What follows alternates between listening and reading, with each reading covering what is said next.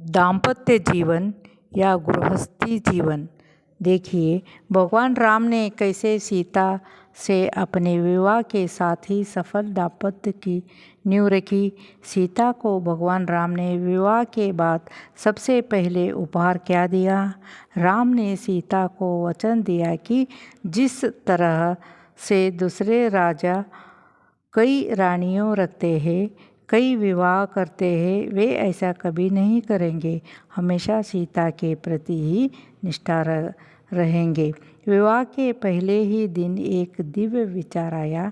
रिश्ते में भरोसा और आस्था का संचार हो गया है। सफल गृहस्थी की नींव पड़ गई है। राम ने अपना यह वचन निभाया भी। सीता को सारे अधिकार प्राप्त थे। राम ने उसे कभी कमतर नहीं आंका। गृहस्थी बसाने से पहले ये एक काम जरूर कर लेना चाहिए। भगवान राम के विवाह प्रसंग में चलता है। सीता का स्वयंवरम चल रहा है। शिव का धनुष तोड़ने वाले से सीता का विवाह किया जाएगा, यह शर्त थी सीता के पिता जनक राजा की। कई राजाओं और वीरों ने प्रयास किया, लेकिन धनुष किसी से हिला तक नहीं। तब ऋषि विश्वामित्र ने राम को आज्ञा दी, जाओ राम, धनुष उठाओ। राम ने सबसे पहले अपने गुरु को नमन किया, फिर शिव का ध्यान करके धनुष को प्रणाम किया। देखते ही देखते धनुष को उठाया और उसे किसी खिलौने की तरह तोड़ दिया। आखिर धनुष क्यों उठाया और तोड़ा क्यों? धनुष ही विवाह की पहले की शर्त क्यों थी?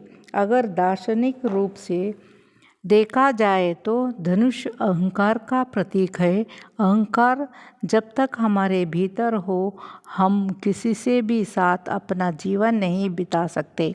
अहंकार को तोड़कर ही गृहस्थी में प्रवेश किया जाए।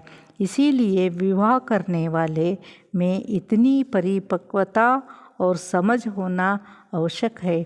भारतीय परिवार में अक्सर विवाह या तो नासमझ में किया जाता है या फिर आवेश में। आवेश सिर्फ क्रोध का नहीं होता, बल्कि भावनात्मक का भी होता है।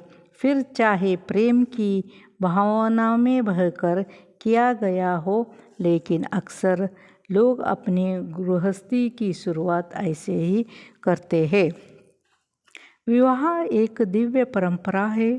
गृहस्थी एक महत्वपूर्ण जिम्मेदारी है, लेकिन हम इसे सिर्फ एक रस्म के तौर पर देखते हैं।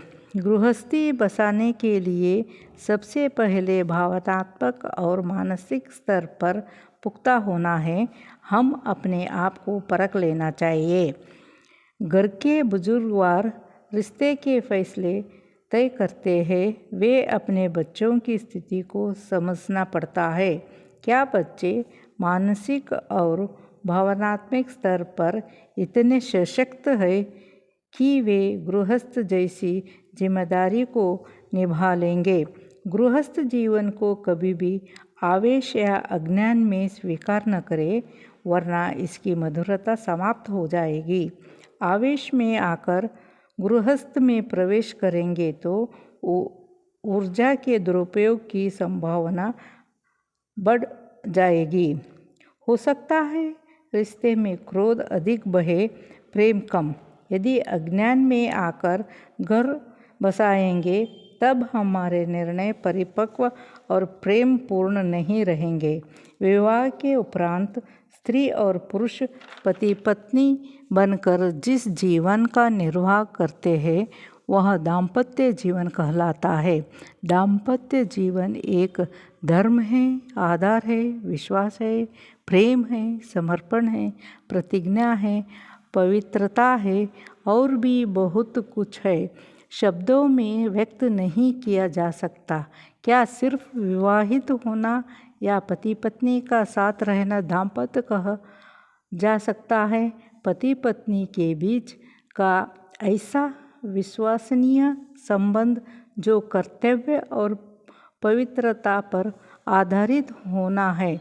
इस संबंध की डोर जितनी नाजुक होती है उतनी ही मजबूत भी होना चाहिए।